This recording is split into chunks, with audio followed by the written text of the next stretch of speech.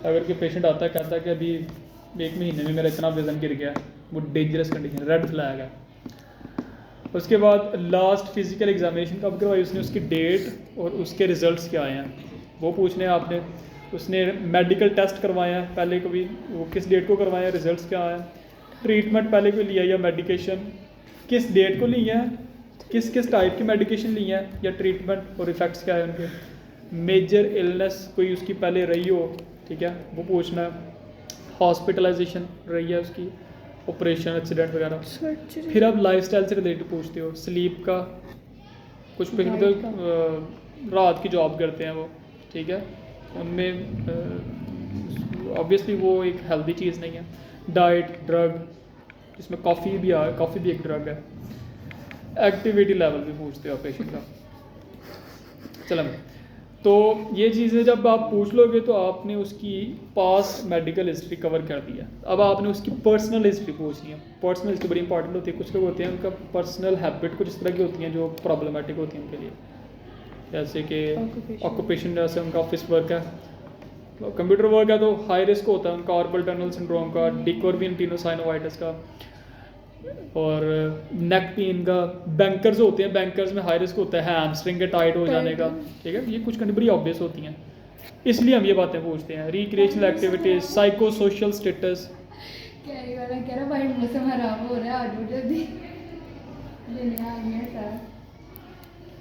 Time हुआ हमारे पास? कितने बजे एंड होना है? 4:30 4:30 एंड होना है। हम इसे 4:10 पे एंड कर देते हैं, ठीक है। भाई तुम्हारी प्रायोरिटी है, तुमने जाना तो चले जाओ। क्लास हो रही है, आने लगी हूँ, बस आने लगी हूँ। हल्का सा सर, ये टाइम बहुत बुरा है। हमारी 5th स्लॉट फ्री होगी, आपसे शिफ्ट कर ले 5th पे। सर लेक्चर शिफ्ट नहीं हो सकता हमारा ये लक्ष्य वाले के पीछे तुम अपना लेक्चर स्किप करोगी, हैं क्या तुम्हारी प्रायोरिटी है ये? सर वो सारी लड़कियां अंदर बैठी हुई ये हैं, खत्म सब कर लो, किसी खत्म की करने भी लगे। इस तरह 6 स्लॉट तक नहीं ना वो लेक्चर्स होते, तो सबको ये रहता है 4 बजे तक का टाइम। चलो ठीक है, मुझे पूछ लेना अगर इसमें कोई कन्फ्यूजन है, ठीक है। मैं यही समझ रहा हूँ कि यू पीपल नो अबाउट तो दिस रिकॉर्डिंग पास जितने हम मर्जी सुन सकते हैं इसको रिपीट करके दोबारा ठीक सुन है। लो। होम एनवायरनमेंट, उसका मैरिटल स्टेटस, चिल्ड्रन, इसके बारे में पूछो। जन्नत Okay. कॉफी कुछ कंडीशन होती हैं, पेशेंट डिप्रेस रहता है, जैसे साइको सोशल सोसाइटी में उसकी मेंटली डिप्रेस है वो, मसल स्टिफनेस, टाइटनेस बन जाती है ट्रेपीजियस वगैरह में स्पेशली। ओके, तो ये कुछ कंडीशंस हैं इससे रिलेटेड। फैमिली हिस्ट्री, कुछ कंडीशन होती है फैमिली में रन करती हैं। तो एग्जांपल दो जेनेटिक डिसऑर्डर्स की। जैसे डायबिटीज, डायबिटीज हार्ट, एक कंडीशन होती है osteogenesis imperfecta. Osteogenesis imperfecta, OI, जैसे O है तो इस तरह OI होता है। ये क्या होती है? इसमें बच्चा पैदा होता है, इतनी बोन वीक होती है, बोन डिसऑर्डर होता है इसमें कि वो इवन के छींक मारता है ना, उससे भी फ्रैक्चर आ जाता है किसी एक बोन में। हल्का सा टच हो जाए कहीं भी उसे ड्यू टू फ्रैक्चर आ जाता है। किस वजह से? जेनेटिक बहुत ज़्यादा बोन वीक हो जाती है ना बहुत ज़्यादा, कैल्शियम डेपोजिशन भाई वो ख़राब होती है, कोलेजन कंटेंट बड़ा पुअर होता है काइंड ऑफ। तो ये बातें पूछनी है आपने भाई पेशेंट से कि एज, आपके पेरेंट्स के बारे में बताएं, उनकी डेथ अगर हुई है तो किस एज में हुई है, किस वजह से हुई है। किसी को कोई फैमिली में मसला तो नहीं, पेरेंट्स में, ग्रैंड पेरेंट में, सिबलिंग में और चिल्ड्रन में। उसके बाद अब इस systemic review at the end आपने सिस्टम सारे रिव्यू कर लेते हैं कि भाई कोई ऑर्गन की पेन तो नहीं है जो रेफर होएगी।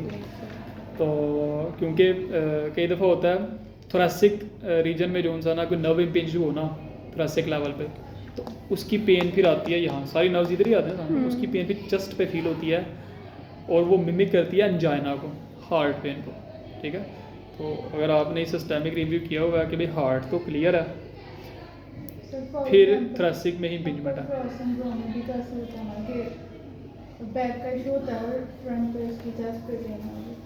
हाँ, अपर क्रॉस सिंड्रोम में, हाँ अपर क्रॉस सिंड्रोम में भी है। ओके, तो ये सारे सिस्टम है। हेमाटोपोइटिक सिस्टम कौन सा होता है? ब्लड फॉर्मेशन कहते हैं, हेमोपोइसिस, हेमाटोपोइसिस। और बेसिक होता है। चलो भाई आगे चलते हैं इंस्पेक्शन पे। अच्छा, अब यहाँ तक हमारी कंप्लीट हो गई है क्या भला?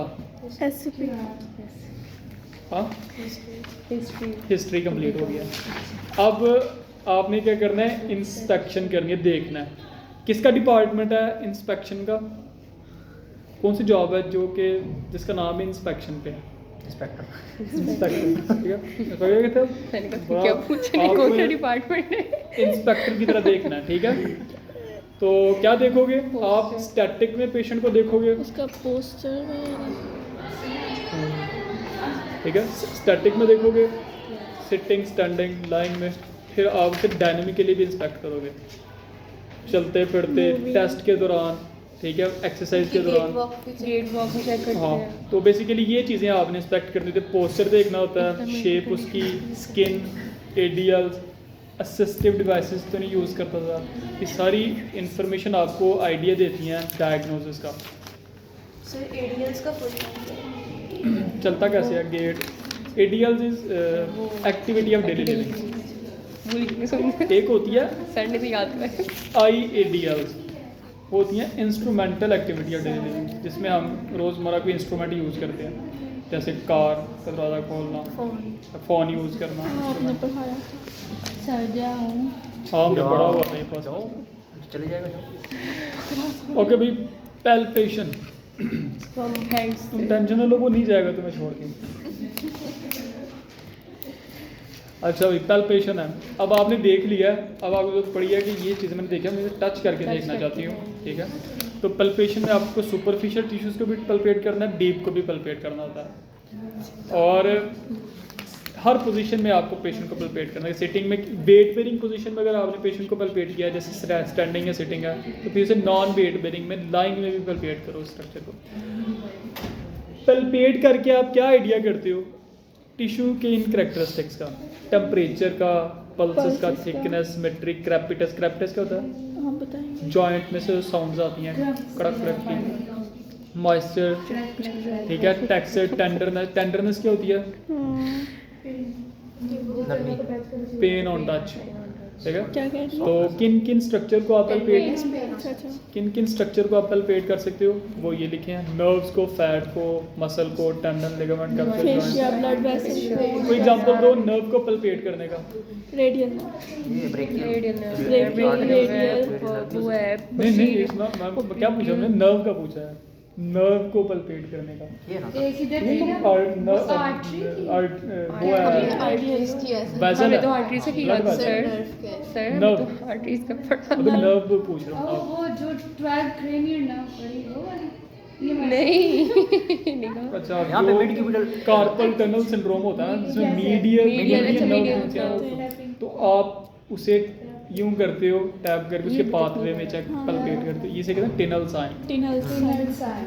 ओके, तो मैंने सारे बनाया था। मैनुअल थेरेपी में सबसे ज़्यादा जो सिग्निफिकेंस है ना, वो है पैसिव मूवमेंट के दौरान पैल्पेशन की, ठीक है, ये आपने याद रखना है। ओके, ये कोई लंबी चौड़ी चीज़ नहीं है, इसमें सिर्फ ये बताया कि जो स्ट्रक्चर्स डीप होते हैं ना, जैसे पेल्विस और स्पाइन है, इनको जब हम पल्पेट करते हैं और आइडिया करते हैं कि सिमेट्री या डिफॉर्मिटी है, तो हम टोटली पल्पेशन पे रिलाई नहीं करते। फॉर एग्जांपल किसी ने पेल्विस को पल्पेट करके बताया कि भाई डिफॉर्म है इसकी साइड की पेल्विस या आइडिया, हम इस पे रिलाई नहीं करेंगे क्योंकि डीप स्ट्रक्चर अच्छे से पल्पेट नहीं हो पाते। हमें इसके लिए फर्दर टेस्टिंग करने की ज़रूरत है, ठीक है, फिर वो कंफर्म हम करेंगे उस चीज़ को। और कुछ कंडीशन होती है, कई दफ़ा हमें स्पेसिफिक पल्पेशन करनी होती है ऑन द स्पॉट। जैसे MRI में आया कि पेशेंट की L4 L5 पे नर्व इम्पिंजमेंट है, तो उसी लेवल पे जाके पल्पेट करके देखना है पेन आती है कि नहीं आती। कैसे पता चलेगा, इधर करके L4 होता है, इधर L5 होता है। नेक्स्ट लेक्चर में हम इस पे लेक्चर करेंगे हमारे जो स्पाइन के लैंडमार्क्स हैं उसके ऊपर, कि कहाँ पे C1 है, C2 है, L5 है, T12 है, ये लैंडमार्क कैसे पता चलते हैं। थर्सडे का लेक्चर है, बताना क्लास पे इम्पोर्टेंट है। मेडिकल इमेजिंग टेक्नोलॉजी, हर चीज़ आप देख सकते हो आप, ठीक है। बेसिकली आप ज़्यादा रिलाई करो रिपोर्ट्स पे, क्योंकि जितना अच्छा एक रेडियोलॉजिस्ट देख सकता है रिपोर्ट्स को, कोई भी नहीं देख सकता। तो रेडियोलॉजिस्ट की जो रिपोर्ट है वो आप पढ़ो, ठीक है। ये सारी चीज़ें कोई इसमें नहीं पता किसी चीज़ का तो पूछ लो। EMG और EEG होता है इलेक्ट्रोमायोग्राफी, मसल की इलेक्ट्रिकल एक्टिविटीज़ को देखता है, और EEG होता है इलेक्ट्रोएंसेफलोग्राफी होती है, ब्रेन की इलेक्ट्रिकल एक्टिविटीज़ एपिलेप्सी में अक्सर हमें रिक्वायर होती है, और आर्थोस्कोपीज होती हैं वो भी आपको रिक्वायर होती हैं। कई दफ़ा पंक्चर्स होते हैं कुछ, जैसे लंबर पंक्चर है, सेरेब्रोस्पाइनल फ्लूइड लेना होता है। एस्पिरेशन होती हैं कि लंबर पंक्चर भी एस्पिरेशन होती है कि फ्लूइड लेना, लंग्स में से कई दफ़ा वो फ्लूइड निकालते हैं इंजेक्ट करके। क्या बोलते हैं सर? बायो उसको क्या बोलते हैं लंग्स से? Aspiration, aspiration pulmonary aspiration test होता है। ठीक है, बायोप्सी होती है कोई टिश्यू लेके उसे लेबॉर्ट्री में एग्जामिन करना किसी एक जगह का। ओके ठीक है भाई, आगे लास्ट स्लाइड हमारी, लास्ट स्लाइड है, ठीक है, डायग्नोसिस और अब ये सारी चीज़ें करने के बाद आपका एक डायग्नोसिस बन जाएगा, ठीक है। आप उसे कंफर्म करने के लिए आपने ट्रायल ट्रीटमेंट देना, अगर उसके रिजल्ट्स पॉजिटिव आते हैं तो आप उसी को कंटिन्यू करोगे, अगर पॉजिटिव नहीं आते, वर्स हो जाती है कंडीशन, तो पेशेंट को रेफ़र कर दो। और ये कुछ क्वेश्चन है, ये आपने अपने ज़मीर से पूछने हैं पहले, इससे पहले कि आप ट्रायल ट्रीटमेंट दें उसे, ये क्वेश्चन आप अपने ज़मीर से पूछें कि क्या इस पर ये ट्रायल ट्रीटमेंट देना बनता है, अगर बनता है तो दे दो, नहीं बनता तो रेफर कर दो। चलो बस, इसमें सिर्फ एक माइन्यूट सा टॉपिक रह गया है, न्यूरोलॉजिकल और वास्कुलर टेस्ट, ये हम नेक्स्ट लेक्चर में करेंगे। चलो ठीक है, ये चैप्टर कंप्लीट हो जाएगा। और हमारा 4th चैप्टर कंप्लीट हो गया।